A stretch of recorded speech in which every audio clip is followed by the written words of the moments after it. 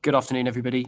We've still got some people joining, so it's okay. We're just going to wait for probably 2 or 3 minutes just to give some more people a chance to join, and then we'll kick off. So we'll be probably around 2 or 3 minutes time.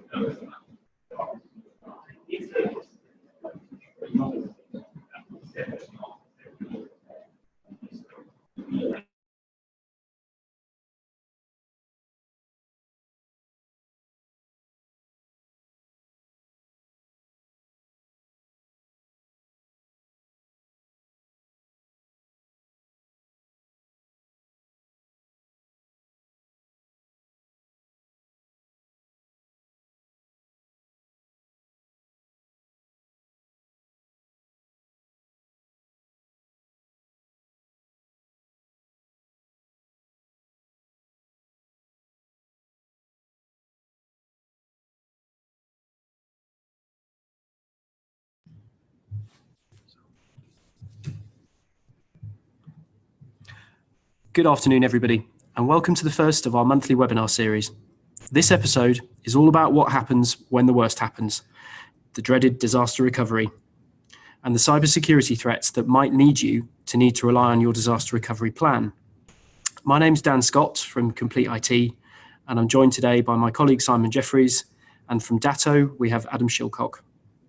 First off, I'd like to talk to you, he says, about cybersecurity and the data loss that can result from it, because that's what's in this day and age could very much lead us to need to rely on our disaster recovery plans.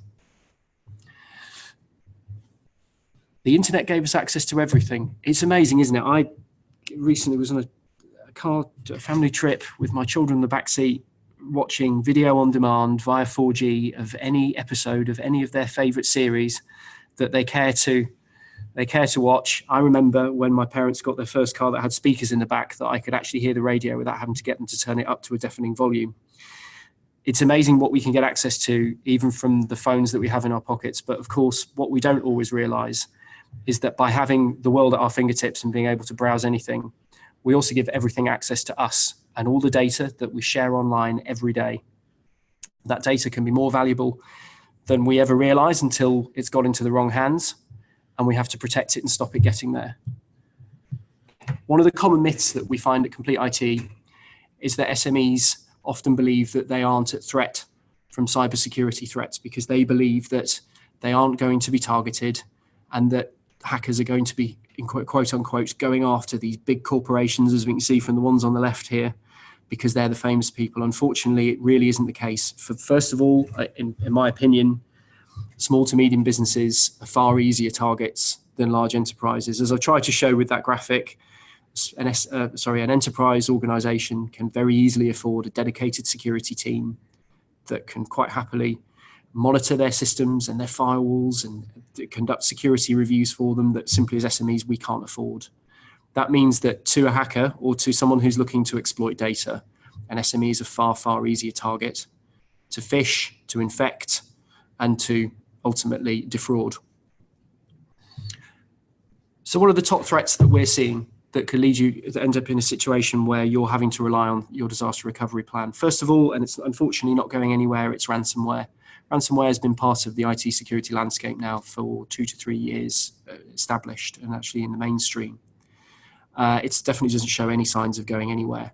Quite simply, with ransomware, virus is turned into a business, and a business exists to make money. And they're really, really very good at making money, as unfortunately anybody who has either witnessed or horribly been part of a ransomware attack on your data. Ransomware, from some of our security partners, we can see some new trends that are starting to emerge, one of which is, funny enough, sounds like good news, but it isn't, is the lowering of the ransom. Some of the latest strains that are coming out now of ransomware viruses are increasingly starting to ask for less and less money. First of all, there was the volatile price of Bitcoin, which had a bit of a knock-on to the ransomware creators, because all of a sudden, when they were asking for sums that, in their view, people could afford, because if you ask for too much, simply no one's going to pay you, and they're in this to get paid. So they're now asking for sums, where they can believe people can afford it, because let's face it, they would rather get paid, let's say 1,000 people a day at £2 rather than one person a day at 200, because it's going to make them an awful lot more money in the long term. So ransomware is definitely here, and it's still here and isn't going anywhere. And if anything, it's trying to go for it's just an annoyance, I'm just going to pay it and move on. Of course, our advice would always be never pay. By paying, you end up on the Christmas card list of every single fraudster on the internet of being known as a company or a business that will pay. It can never be a good thing. Second one, in no particular order here, I'm going to move on to user error, because user error can be the most catastrophic thing of all. It's rarely intentional, but the consequences of it can be a lot worse than anything else. Simply put, the users can have access to an awful lot of data that they can modify or delete very, very quickly. And also, people are very disinclined to put their hand in the air when they know that they've made a mistake for obvious reasons. So we have to be able to protect against somebody doing something they didn't mean to do and that's had a catastrophic effect on a business's data. Next up, malware. Malware might seem a little bit boring and old hat these days, because not many people talk about good old viruses anymore. Not many people talk about things that aren't trying to defraud people of money, but they're still there and they're definitely not going anywhere. If anything, they've become a little bit more sophisticated in recent years, with trying to infect via network shares and trying to hop around a network very, very quickly, and also being used in conjunction with ransomware. So rather than just infecting one computer that then tries to infect things on the network shares that it's joined to, they're trying to allow the ransomware to move around the network by also using a malware component that will allow it to spread from computer to computer, which previously ransomware never did. So it's definitely still there and definitely a threat. And then last of all, phishing. And the reason I say last of all is because phishing, I think, is the thing that people should be most, I would say, afraid, not a very nice term to use, but should be definitely the most conscious of. Phishing, if anything is going to get you in trouble, it's going to be a phishing email. Quite simply put, phishing, or spear phishing as it's sometimes referred to now, or social engineering, is the evolution of the emails that we've all been receiving for probably 20 years now, but started off as being from a bank that you've never banked with, in a country that you've never lived in, saying that you have a sum of money in an account that you've never opened, and that if you don't claim it, then they're going to take it all back. Or coming from an email that claims to be from a long-lost relative in a country you've never visited, who says that they're sat on a load of money that you are due. Now, of course, very few people clicked on those. Annoyingly, some people did click on them, because if they didn't click on them, they wouldn't still be sending them. However, what's happened now is those techniques have become increasingly advanced and have moved far more into the realms of something that you would expect to see and something that you may click on, because it's targeted to you. In the day, when it comes back to what I said earlier about the internet gave us access to everything but everything, and also gave everything access to us, this is especially relevant. The amount of data that we all share on social media, so albeit virtually publicly, or also onto websites where we don't believe that data to be public, that are later hacked or breached. That data then ends up out in the open, and that allows spear phishing creators to find out what makes us tick, to find out what they could send us that we might believe in. And we've all been in a situation where you're having a really bad day and you've got a lot of things on and you just need to get some stuff off your to-do list, and one of which is that pile of emails that's in your inbox. That's when the spear phishers get you, because you're looking at an email that could be real, it's in the right font, it's in the right context, it's to the right person, it's from a company, or looks like it's from a company that you deal with, and that's when they get your click. So phishing really is, unfortunately, the new, I would say, most prevalent threat that we see at the moment. And it's also the one that is one of the hardest to combat, because most of the prevention against phishing is simply training people, and the human factor of knowing what to click on and taking time when looking at something that may either be too good to be true or may not be what it pertains to be. In fact, I've got a good example of this morning, actually. I received an email that pertained to be from a credit card company who we at Complete IT use for our company credit cards. And it was saying that there was an amount due on my card that was quite a high amount, much higher than I would expect to see, and that my statement was due. So immediately they've got that shock factor of you've got an amount that's not so sky high that it's unbelievable. However, it's high enough to be a problem, and it's high enough that it was trying to get me to click on the link in the email. Well-worded email too, no spelling mistakes or anything like that. But then, of course, when you see the link, you see it's really not what it pretends to be. Let's have a look at some examples. So I'm wondering, is anybody today who's listening, has anybody ever had something that looks a little bit like this? It might be around invoicing, or it could be around your password expiring or having expired and needing to change it. So many SMEs in the UK now use Office 365, ourselves included. It's a brilliant service, and it gives us a number of benefits to our business in terms of the features it presents, the continuity with it being a cloud service, and the disaster recovery element that it gives us in terms of no matter what happens in any of our offices, our email and our data in SharePoint and our team communication using Teams, is all running in the cloud. However, it also gives phishers a field day, because they can send out emails just like this one. So let's have a look at it. Number one, the typeface is correct. It looks and feels like a Microsoft invoice. The picture link had expired, presumably because by the time I'd screenshotted this, their web hosting had been taken offline where they'd be storing phony Microsoft logos. It looks okay. It reads well. It's from a company who you deal with as in your business, and it may be that people think, oh, maybe someone's missed this. Maybe we've got an invoice that's due, and I better look at it, because if we get cut off from Office 365, that means we're going to stop getting our emails, and it's really going to hurt the business. So I should investigate this. The email address that it pertains to come from, the Microsoft Business team there, isn't unbelievable. Quite often when batch invoices get sent out from large companies, they will come from an email address that isn't a person's name or just an accounts team. So you could look at it and think it's, although very long and loads of random characters, it is believable. And remember, as I said earlier, on a good day, when you're sitting and having the time to process everything that you're reading, you might investigate further. On a bad day, you might just click to sign into our customer portal there, which of course is more than it pertains to be.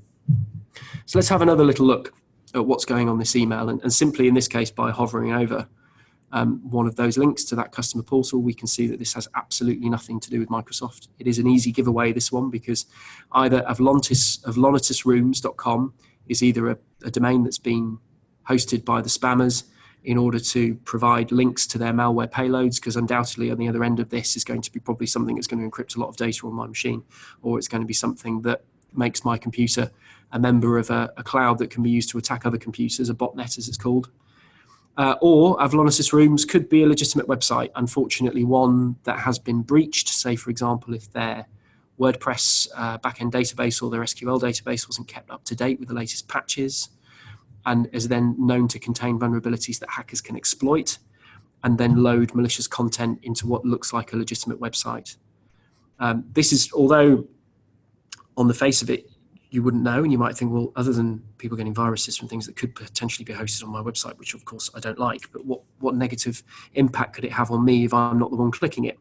Well, unfortunately, if Avlonitus Rooms here is a real website, the web protection and filtering companies are going to pick up on the fact that lots and lots of people are clicking on links that are then taking them to malicious payloads. and the reputation of that website will drop significantly, and it will be known to have hosted malware. That means that if you do try and browse to it, there's a very good chance, that if you're using a web protection product, that traffic isn't going to get through. Now imagine if that's your company website, all of a sudden you have prospective new business that isn't allowed to view you. So you've done all the hard work on your SEO, you've done great web marketing, and all of a sudden you've got inbound traffic to your website that's being blocked by security products. So the ramifications, of this happening to you are very, very severe. Unfortunately, let's say that somebody's clicked on this, they've been taken to a fake login page, and they filled in their real details. What happens next? Well, a number of things, unfortunately. First of all, your data is going to be harvested. It's going to be put into, just like buying marketing data, it's going to be put into a list that people can buy. And if anything, while they can buy it, you're probably a bit safer, because while people are trying to sell this new data, I've got data, it's less than, just like marketing data, the age of it's very relevant. So it's less than 6 months old. I know it's from companies in the United Kingdom or in Western Europe. So they are quote unquote wealthy nations. So the kind of people that you want to try and defraud because they've got money. And while you're there, you're up to the highest bidder. Now, according to some of the latest security research that came out, I think it was back end of last week that I read this one, the average price for data from somebody like us today who are listening to this call is around about £150 per qualified record, if you will. So it's very similar to buying marketing data for your business, unfortunately.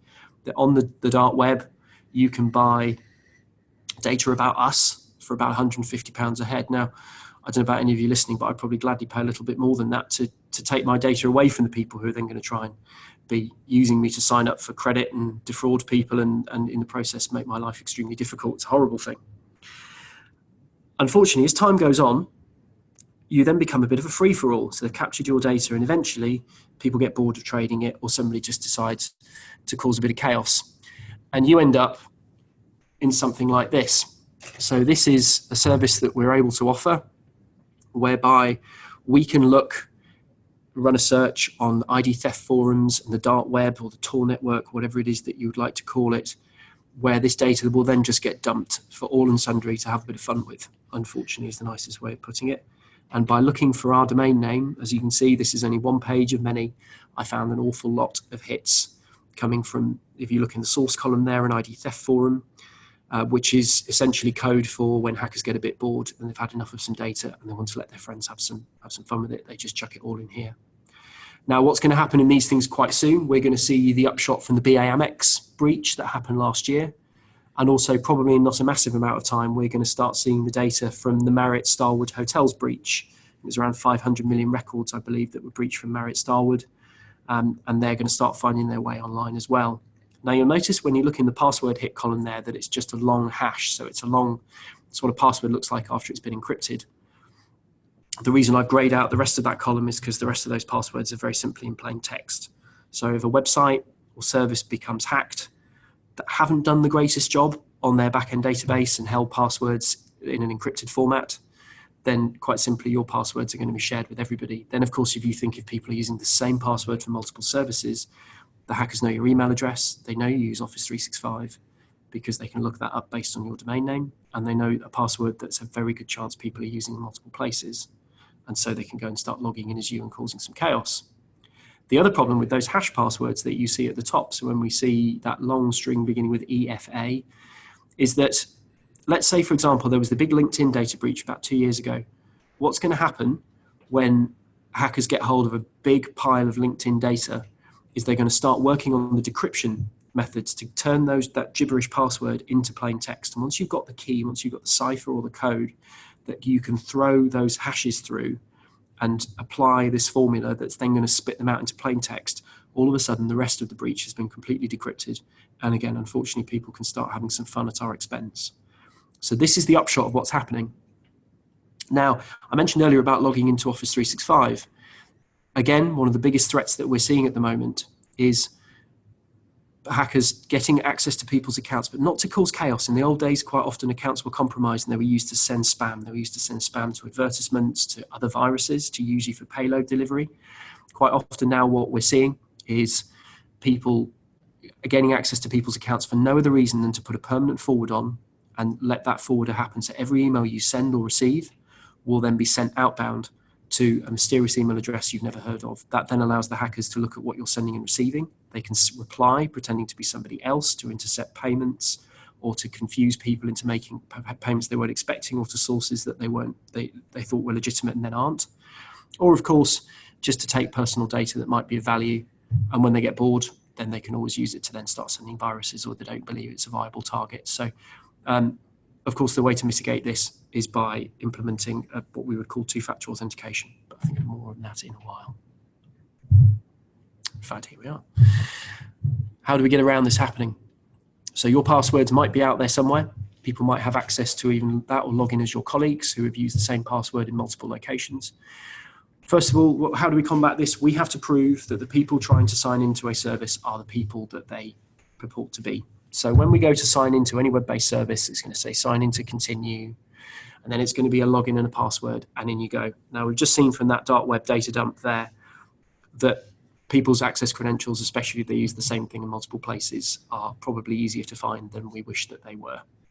So we have to make sure that the people logging in can prove it, and we can do that using what's called multi-factor authentication. So as soon as, in our example here, you click the sign-in button, you're going to get a pop-up on your phone. There we go, that says you're trying to log into Acme Incorporated, and you need to tap the button and use a fingerprint. So it doesn't matter if somebody else is trying to sign in as you from the other side of the world. We can make sure that they, of course, haven't got your phone and they haven't got access to be you, and it's just going to sit there on a login prompt, or you might wonder why your phone's going off with an access request. And from there, your account's completely secure. It doesn't matter who knows your password. They can't get in unless they've got access to your second form of authentication, in this case, is your phone and your fingerprint. Unfortunately, coming back to where we started in terms of cybersecurity's effect on disaster recovery, the odds are that something can and will happen to you. If college hospitals in America and enterprise businesses can get hit and taken down by a cybersecurity threat, then it can happen to anybody. And so we have to make sure that we've got a plan in place, and that hopefully a little bit less like Dilbert's on the left there, of just screaming for help, because the odds are that something can and will happen.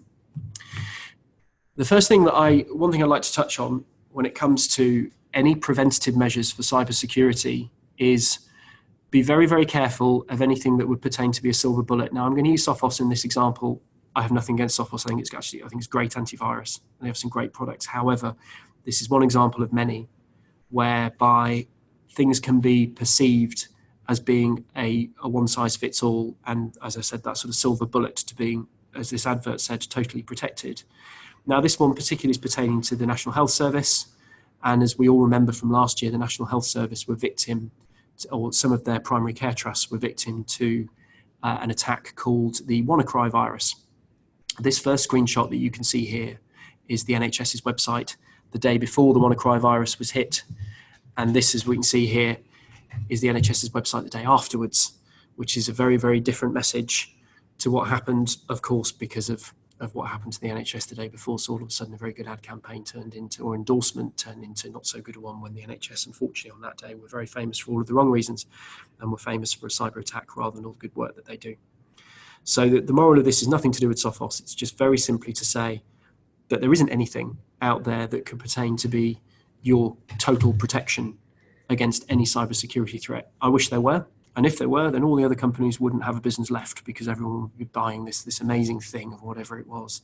And so as a result of that, all businesses need to be very, very conscious of having this layered defense model. So about looking at the areas that you're most vulnerable to attack and protecting accordingly. So I'm going to start from the top here. We're going to look at maybe Cyber Essentials and Cyber Essentials Plus, which are certificates and qualifications that demonstrate your commitment and your business's policies and procedures to being data secure and to protecting the data of the people that you would do business with. You look at policy and process and user training to make sure that look after the user error point that I picked up on earlier. Then into the product and service realm of looking at your web traffic and protecting that with a DNS protection product, for example. Simulating phishing attacks is sending out those fake emails to your business to see how many people are clicking. Looking at your firewall and the network perimeter when traffic enters your company, and what's going in and what's coming out, and is it real, is it what it should be, is it malicious? looking at the behavior of computers on your network to see whether any of them may be doing strange things, which could indicate that they've been compromised. And then down to, of course, good old anti-malware and antivirus. It hasn't gone anywhere. It needs to be done. Maintenance windows to take your systems offline, make sure they're patched, make sure that they are secure, and then putting them back into production again. And then lastly, scheduled recovery tests, because you have to make sure that your backup and disaster recovery plan is going to do what you need it to do. And then most importantly, this base layer, and think about this like the sort of Maslow's hierarchy of needs model, whereby nothing at the top can come without the layer at the bottom. And the most important thing in all of this, in my opinion, is the ability to continue, is business continuity, is to get back to where you started from. Because as we spoke about earlier, the worst can happen. And if the worst can happen, no matter what products that you are using or what solutions you put in place, because a zero-day vulnerability by its very nature is something that hasn't been seen before, and we don't know whether we can stop. We have to know that we can get back to where we need to be, and we can have the ability to continue with our business. So what happens when we've had a disaster? If your business suffers a data loss, which is a mass crypto outbreak that's going to have taken all your business files offline, you're not sure which files on your servers have been compromised either, and may or may not be working, you're going to be right in the middle of this diagram here. You're going to be right in the disaster. And you're going to have two questions that you're going to be asking. The first one is the one on the right. You're going to be asking, how long is it going to take to get everything back to normal? And in backup and DR speak, that's our RTO, our recovery time objective. How long is it going to take? I don't think in my IT career yet I've ever met anybody who was happy with the answer when it's been found out. And unfortunately, it's usually been found out when that disaster has occurred. And that the answer of how long it's going to take is longer than they would desire. The second question, after that one's been processed, and it usually takes a little while until this one dawns, is when you restore it, how old is it going to be? And if, for example, a daily backup didn't work and you're having to revert to a month-end backup and it's the 25th of the month, that's a long way back. So when you find out your data that's going to come back on that server is going to be up to, in this case, 25 days old, that could be potentially very damaging to your business. So these two, and that's, our recovery point objective would be this one, for how old is the point in time going to be when we restore that data? So those two questions, I really would urge that you all ask of whatever you currently have in place for disaster recovery. It doesn't matter what those answers are. The only thing that matters is, are those answers acceptable to you and your business? There is no measure for this that is above a certain number is good or bad. It's whatever is acceptable to your business. It's very, very personal. But I would urge everybody involved to know the answers to these before you're in the center of that, you're in that center circle and in that disaster. Onto the dreaded GDPR, not for too long. GDPR, of course, has taught us all about the risks around data breaches. Now, what's a data breach got to do with backup and disaster recovery? Some people may think surely that isn't a breach, that's a failure. Well, that wouldn't count. That's not going to get me in trouble with the Information Commissioner. A couple of points from the GDPR articles. First of all, Article 4, which includes the loss, deletion, or modification of data. It's not just data being leaked out into the public domain. The GDPR does include the ability to get back to where you started from, or to prevent against unauthorized modification. So, for example, user error. But simply put, your business has to have the ability to restore your client's data to a format in which it is usable again. And then Article 32 goes into a little bit more detail about the ability to quickly restore data availability or access in the event of an incident. The ability to test and assess your data protection plans, whatever they may be. Of course, they don't put, again, specific time limits of you must be able to restore your data within 3 hours or anything like that.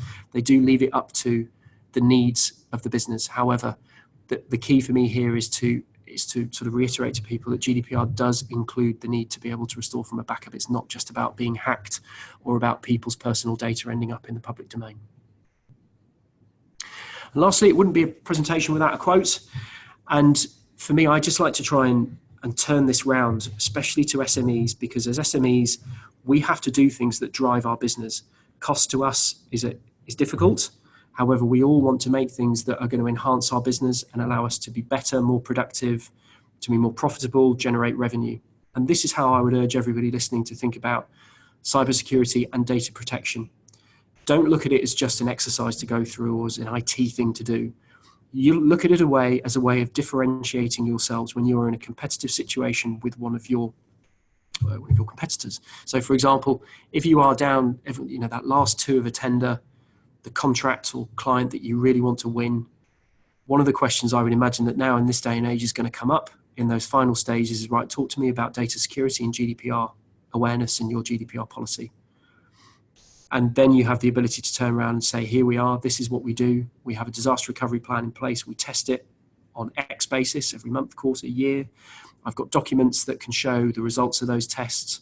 We have a Cyber Essentials certificate that demonstrates not only our commitment to compliance and that we're really serious about your data, and we want your business, please.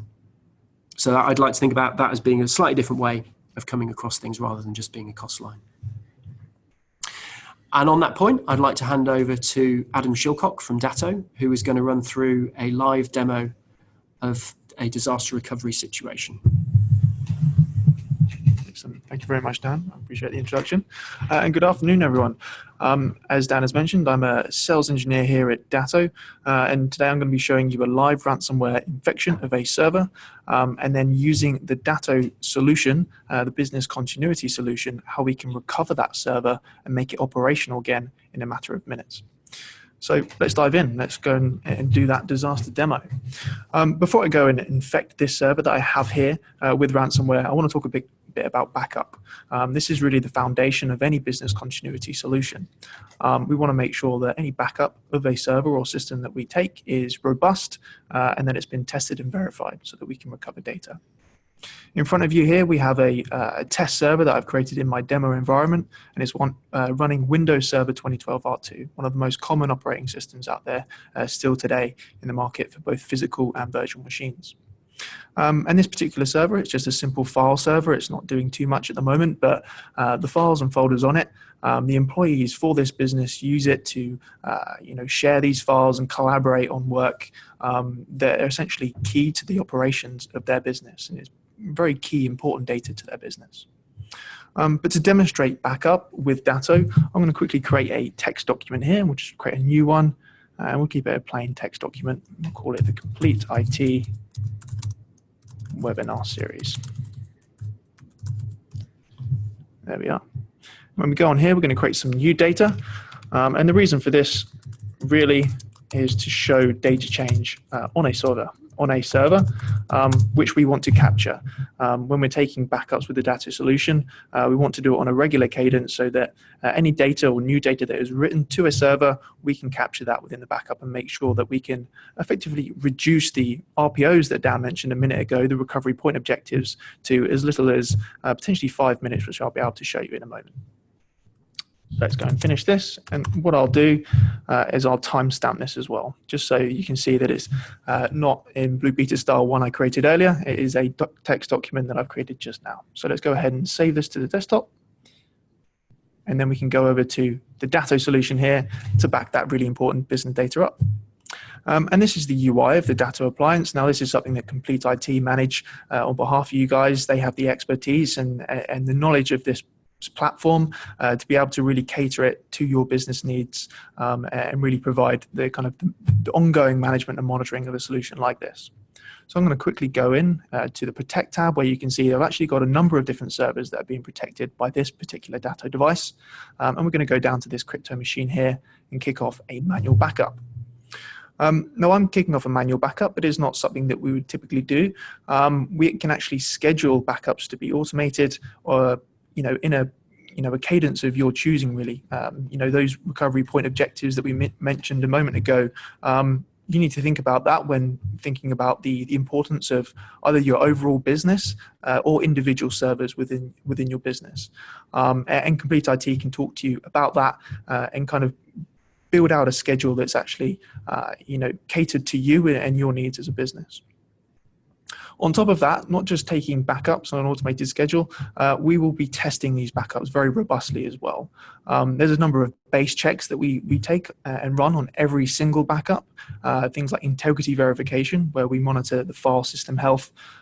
We run something called ransomware detection as well to kind of identify the effects of a ransomware infection on a server. Things like file name extension changes, the overall entropy of a backup, just so that we can really alert you to potential any backup corruptions or potential issues or malicious software on your systems. But we also run something called screenshot verification, which really is, the best way of putting it, is a mini disaster recovery test that we can run on scheduled backups throughout the day. And this is actually what you're presented with here. You're presented with a screenshot of your server that has been booted up on the Data Appliance and it has virtualized as a virtual machine, and it can be recovered from. So this 8 p.m. backup that I took yesterday evening, this backup point that I've virtualized is able to get my data back. It's able to run as a virtual machine on the Data Appliance. So really, that's just providing you, reassurance that your backup is running nicely and your data is protected. That backup is completed, so now we can go ahead and infect this system with ransomware. Now, there are many different strains of ransomware out there, and they attack systems in very different ways. But the ultimate goal of ransomware is to encrypt your data, either from a system level, so stopping access to the actual server itself, or the important data on the system. The particular strain of ransomware that I'm using is a version called CryptoLocker v3. This is sort of probably one of the first kind of ransomware strains that actually leveraged the Bitcoin technology as a payment method. And so it was one of the first widely publicized versions of ransomware. And another important characteristic of ransomware is that, along with the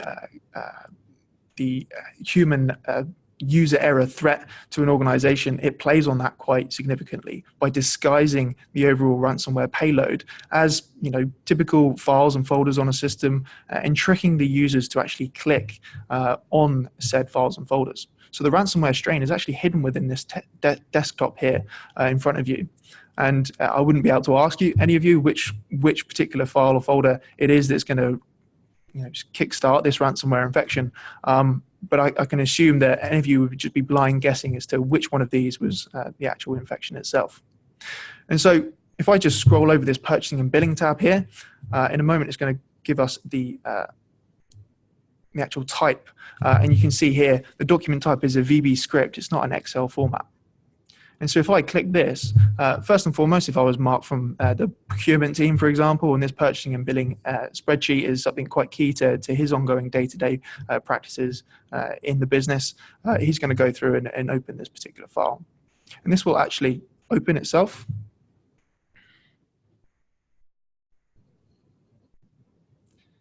Taking a little while to actually open up, but it's effectively running through the ransomware script and encrypting all my non-essential files on the back end there.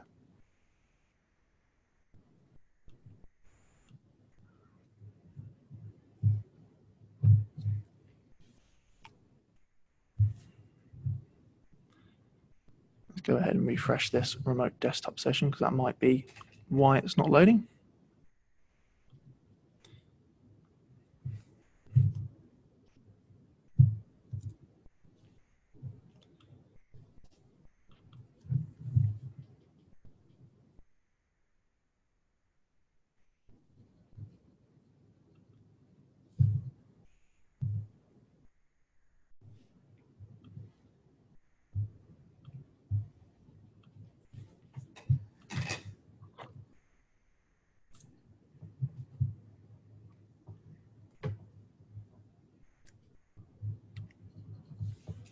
Okay, so it seems as if the ransomware infection is not running through the actual program like it should be doing.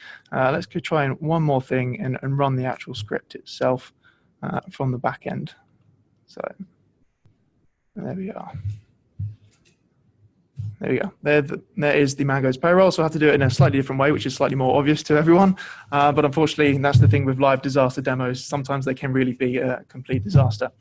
So that's going to be running through now and deleting all of my non-essential files. Well, actually, what it's doing is encrypting all of those files and scrambling the data and stopping access to that. That's going to take a little bit of a while to do. But once it's done that, it's going to pop up on the screen. And sorry, I don't have a Windows license, so anyone from Microsoft, hopefully they're not watching either. But that's going to run through now and pop up with a banner in just a moment, saying that it's actually encrypted all of my data. So this file, for the most part, is actually active. and we can still go onto it and start using it. But in a moment, you'll see some of the files actually start to be encrypted within the actual folder itself. If I go through to documents, you might see some already being encrypted. And in the worst case scenario, what I'm going to do is just go ahead and delete that file and folder just to show you that the file is no longer available. In fact, let's go ahead and do that now anyway, just to show that that file has now been deleted, and we'll go ahead and purge that from the recycle bin as well. So there we are. Unfortunately, I can't show the actual ransomware infection because the script doesn't seem to be working, which is always fantastic. But what I'll do, as I've seen there, is deleted the file entirely from the server. Now that is not recoverable unless you have a backup system in place. Now what I can do, because I'm protected with the Datto Business Continuity solution, I'm going to go into the Restore tab here with this particular server. And then I'm going to go to the system on my left-hand side. Now this is a recovery wizard that Complete IT will be able to, have already been trained on, and they'll be able to go in here quite quickly and get the files and folders that you need. But for purposes of explanation and the demo purposes, there's kind of two main ways we can get that file and folder back. If it was just the file itself that we wanted back, we can go and simply do a file restore. Pick the latest backup point that I've taken there and go ahead and start that restore. It would then allow me to mount this as a Windows Samba share and access that via the Samba link that it provides us here, or via the web share directly from the Datto UI. And I can drill down into the C drive, the actual volume structure, go into users, administrator, go into the files and folders, therefore going into the desktop and selecting Complete IT webinar series and getting your data back incredibly quickly. If things were kind to me and the ransomware infection actually took down the entire system and I had no access to that server at all, I would need to get that server back up and running as a full virtual machine in a matter of minutes to really avoid the downtime and the cost associated with that downtime. So I'm going to go ahead and select that same system. I'm going to choose local virtualization, and what this will do effectively is to clone out this particular backup point that I've selected here. We're going to assign some resources to this virtual machine using the available resources of the Datto appliance itself. I'm happy with these resources. It's not a huge server, so it doesn't need a huge amount to get up and booted. I'm happy with those, so I'm going to start apply, and then I'm going to go ahead and start the VM. Now what this is going to do is going to clone out that backup point, and leveraging the software and hardware stack of the Datto solution, we're going to mount this backup point as a virtual machine on the KVM hypervisor that's actually inbuilt within this local appliance here. And in a matter of seconds, we've just virtualized that system, and I can open that in the browser, and in a moment this is going to be virtualizing as a full system. And that's really the power of Datto's business continuity solution. This robust backup process that we run is enabling us to store backups in a very particular way that allow us to virtualize systems in their entirety in a matter of seconds. So I've just logged on here, scrambled the desktop around a little bit here, but as you can see, here is the system, not infected with ransomware, of course, but our data is back incredibly quickly. And that's really the power of sort of the Datto business continuity product. It's really minimizing downtime in the event of a disaster. Most ransomware attacks, if they are fully successful, unlike my one here, they will bring down a system, and you won't have access to data for quite a period of time. Having to rebuild an entire server with a previous backup point has typically taken a long time. Re-imaging a server with potentially terabytes of data just to get it back and operational again after you've got new hardware can take up to potentially days, if not even weeks. And so the real power of this is getting your data back up and running as quickly as possible. And so I'm going to hand back to Dan, and we can kind of round up the Q&A case study there. Thanks, Alan. So I'm joined today by Simon Jeffries. Simon's the head of technology for Complete IT. And we would like to talk about one of our clients that has recently been in a disaster recovery situation. So Simon, could you tell us a bit about the client, the size of their organization, and the kind of data that they hold? Sure, Dan. So this particular client are around 200 users based in London, and over around 20 locations. They're a non-profit organisation who cater for people with specific needs, vulnerable people, and they see lots of different types of people each day and help them, and also record data about them and their progress as they're helping them along the way. So why did they choose Datto as their disaster recovery solution? Well, this particular company had a good backup solution in place, but what was highlighted during their DR plan writing was that there was no way for them in a complete disaster, so a fire or flood as an example, to recover quickly. Although if they had a piece of hardware fail, they could recover in a timely manner. If they had a complete disaster, a complete failure, there was no way to get their data recovered without having days of downtime. And what was the reason that they had to invoke their DR plan? And the reason was, as you mentioned earlier, it was around a phishing email. So because of the nature of the people that they see and the different organisations that this particular client works with, they will receive emails from all private, public email accounts, all sorts of different people. And unfortunately, one of the emails that they received contained a malicious link, which one of their staff members clicked, and that unfortunately led to some ransomware and some, as we've talked about, crypto locker style infections. So it quickly spread throughout their system, and they had to invoke DR. And what do you think would have happened if the client did not have a DR solution and plan, if they simply had, I guess what a few years ago we would have just called backup? They just had backup. So from my earlier point, because they were encrypted, they were unable to use any of their systems because the crypto locker was spreading its way throughout their server infrastructure.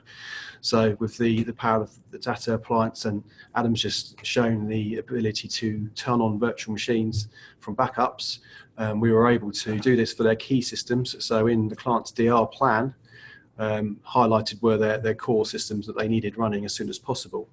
So these were brought up and provided to the network for everyone to continue working as they were. And of course, other systems were later brought up in the other part of Datto solution in their own Datto cloud. So along with the on-site appliance that backs up the data and is able to run machines, there's also the option of replicating data off-site to Datto's cloud platform, and also the ability to then spin up those backed up images in the cloud. And with the Datto appliance, we were able to create a connectivity to the cloud and provide what's known as a kind of hybrid solution to the data in the cloud, so that this client could access all of their data and continue to work whilst the core systems were fixed. And I guess the million-dollar question of how much downtime did they experience? Well, in their disaster recovery plan, they could run without their core systems for around half a day and maybe a day for the rest of it.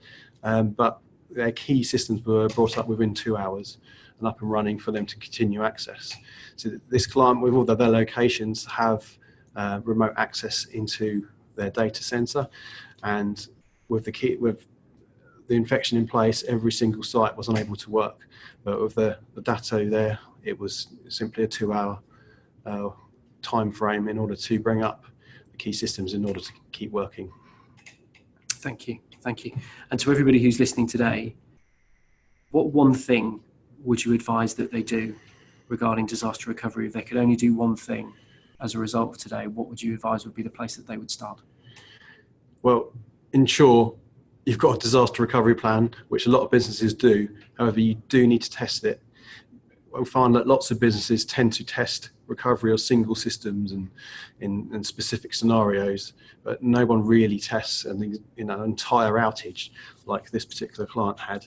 And a lot of businesses we find have got caught out where they do have to recover a lot of systems in a short space of time, and disaster recovery has never been tested before. So you must recover or do a test to recover your entire systems to ensure that to know that you can recover in the event of a real disaster. Brilliant, thank you. So some people have been sending questions through while we've been on the webinar. The chat function is open, so if people would like to send some through, then we will answer what we have in the time that we've got remaining. So I'd like to start with one. Does Microsoft have technology on their Office 365 platform that recognizes if files are being encrypted? And perhaps this is evidence of something infiltrating the client or the network that's infecting their cloud storage. So I think this is probably geared around SharePoint and OneDrive for Business, where, of course, we can store files as part of Office 365. Simon, what do you think? Unfortunately, there's nothing associated built in to highlight if something's been encrypted, because if you think about encryption as a legitimate task, you might encrypt your hard disk on your laptop. You might have some third-party software to encrypt files that you might want to be sending elsewhere. What Microsoft will do is it will be able to highlight if there's a mass deletion, for example, out of OneDrive or SharePoint, or even if someone deletes an entire mailbox, contents, Control A in Outlook and delete it. But in order to, it won't highlight encryption from something like CryptoLocker. Yeah, I think one thing that Adam touched on earlier as well during his demonstration is one of the features that Datto baked into their appliances probably around 2 years ago now is their ransomware detection. So what they're doing is looking at the backups on the Datto and looking for evidence that it might have ransomware in it, like lots of files that recently changed all over a server, because you can kind of spot the trend that might be ransomware.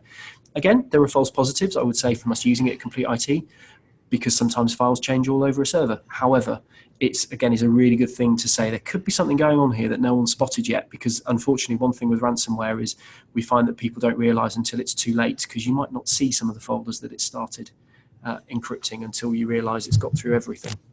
So another question that's come through is, how would what we've spoken about today work in a non-server environment where clients are using, say, solely Office 365 with their file sharing, so their servers, as we saw earlier on, they've gone, and now that business is only using something like SharePoint or OneDrive. So Adam, what do you think? So Datto has a number of different products in our portfolio. What you kind of saw there was actually our main business continuity appliance, which takes a hybrid approach and very much focuses on on-prem server infrastructure.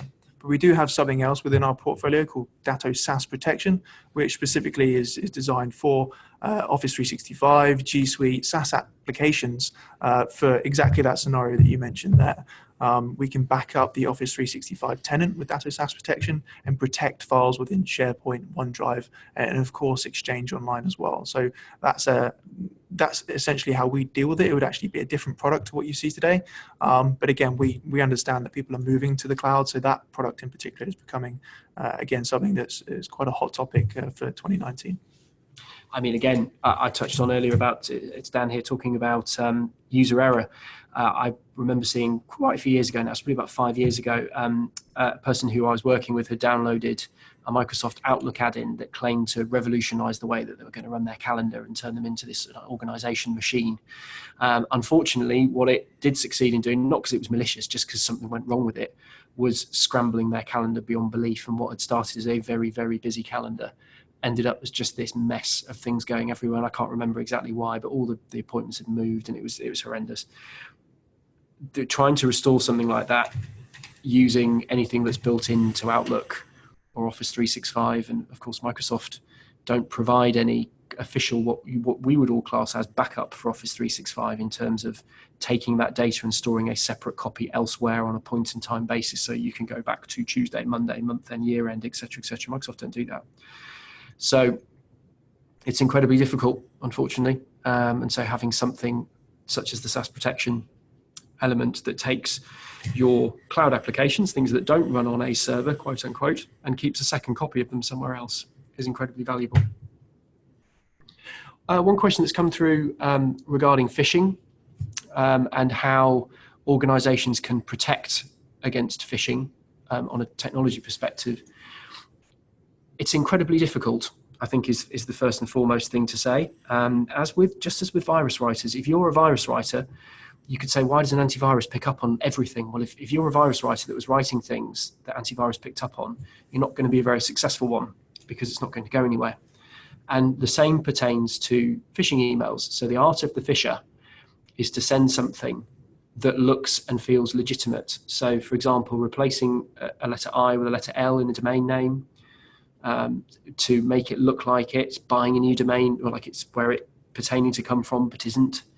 Taking buying a new domain name that's similar to a company who you're trying to spoof and sending email out as something that looks the same to the untrained eye, but when you pay attention to it, is slightly different. It's just going to come through as an email. An email server doesn't know that, I don't know, I'm looking at the word data on a wall, and I say if I replace one of the T's with an L, it doesn't look too dissimilar. You could almost get away with it, especially if you, as I said earlier, you're really busy, you've got lots of emails to get through, and you're having a bad day. Now, to an email server or to a spam filter, it looks virtually identical. It's going to check the domain it's coming from. It's going to say the domain checks out. I've never had any bad news coming from it before because it's brand new. It's just been registered. The best way, in my opinion, is user training and user awareness around cybersecurity. Somebody recently referred to it to me as something that sort of hit home to me of patching the human. So we patch machines in terms of we make sure they're updated, and every 2 weeks they run their Microsoft updates and their product updates to make sure that the software is free from known vulnerabilities that could cause you to fall victim to a cyber attack. But when do we educate our people? When do we help our people to be prepared for cyber attacks? And the answer I think is probably less often than we should.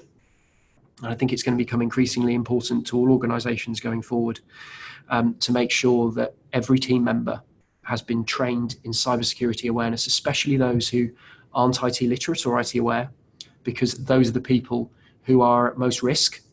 And then to keep that going, trying to avoid the Big Bang Theory, whereby every year maybe, or every 2 years is even worse, we put everybody into a room and we bring in a trainer and they talk for 8 hours about stuff and then they leave. And if anybody joins us the week after that trainer's been in, well, they've got to wait 51 weeks. And if anyone was off that day, then they've got to wait 51 weeks too. That we've got to find ways of continuously iterating our training. Again, I'd like to bring it back to my point earlier on about turning IT and data security from being a business cost into a business enabler.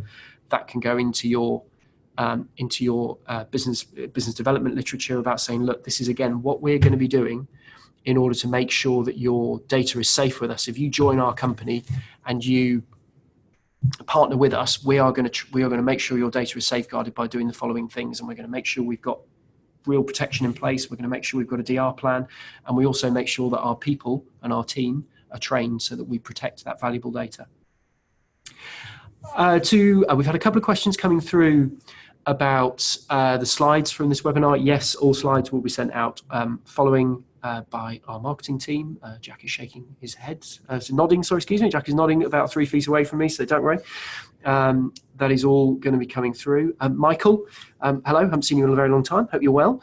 You've asked whether there are products that offer email analysis to better spot phishing emails and illegitimate links. In my example, there was a disconnect between the from domain and the link domain. It's very, very true.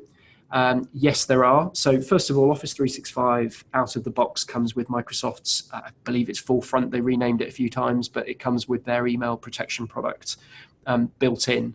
Now, this is built in, and I don't think it does a bad job by any means. However, nor is it as comprehensive as a company who would only market email filtering solutions, because then that is their core business, whereas Microsoft are providing it as an add-on to stop the worst of the worst from coming through in Office 365. So my example was a bit of a hyperbolous one, I think is probably the best way of putting it, in terms of, yes, one that's said link, and the email was from @Microsoft, or pretending to be from @Microsoft.com, had a link to Avlantis rooms. So you would like to think that the majority of spam filters would pick that one up quite easily. One of the old tricks used to be that when you created a link in an email, you would put the link to abc.com as the hyperlink behind it, but you would put the blue text, if you will, that you click on as being like bcd.com. Everything gets that these days. What gets slightly less is when you highlight body text. So you would say, please click here for your invoice, and you turn that into a link. That's harder for a spam filter to pick up on, because it's not seen as being illegitimate. It's because it's not offering to go to a website, that the link is actually going to a different one. It's just some text that's going to a body. One of the most extreme ways that I've seen an organization tackle phishing is to almost postmark all mail that comes into their business. And for every email that arrives from the outside world, some text gets appended to the top of it that says, this is an external email. So instead of instead of like complete IT, if somebody replaced the L with an uppercase I to make it look like complete IT, but actually coming from somebody else, I'd be receiving an email from complete IT that's postmarked at the top saying this email arrived from outside the organization. It's quite hard and fast. It helps people spot emails that may not be what they claim to be if people are phishing using your own company's domain name. However, it can unfortunately make a bit of a mess of HTML emails where there's lots of body images and text, because of course it gets in the way of that HTML. And also some people just plain old find it frustrating having this watermark written at the top of all of their emails. So there is always a fine balance between security and user acceptance. And this was one of them that may not be acceptable to everybody. But yes, for more powerful email analysis tools, Michael, yes, there definitely are. I think Microsoft do a lot with what they offer into Office 365 out of the box. However, there are ones that can take things an awful lot more, albeit, of course, there is a cost associated with them. Andrea, does the Datto Sass protection for file sharing also detect ransomware attacks? Simon, do you want to take that one? At this time, no, it doesn't. But there's, with OneDrive, SharePoint, there are multiple ways of accessing this data. So where traditional file shares can be open and they're liable for attack, if you look at accessing OneDrive, SharePoint via a web browser, it's slightly more safer in the fact that crypto locker style infection can't jump into a web page as such, depending how you're accessing that data. And of course, the Datto Sass protection will have multiple copies of the data. So although it doesn't protect against the ransomware, you're able to recover to previous points in time. Thank you very much. And on that note, I think we've just hit the 2 o'clock mark. So I would like to thank everybody who attended today. I hope you found it valuable. It's the first one that we've run, so we'd really welcome your feedback on how we can make the future ones better. And thank you again for your time. I'd also like to thank Simon for joining us today, and also to Adam, especially in the face of technology that doesn't do what it's meant to do during a live demo. We have all been there in front of colleagues doing something in some way, shape or form where it didn't go quite as intended. And on a personal note, I thought he carried it off very well. So thank you, Adam. I hope you all have a fantastic weekend, and I hope you join us on the next one. Thank you.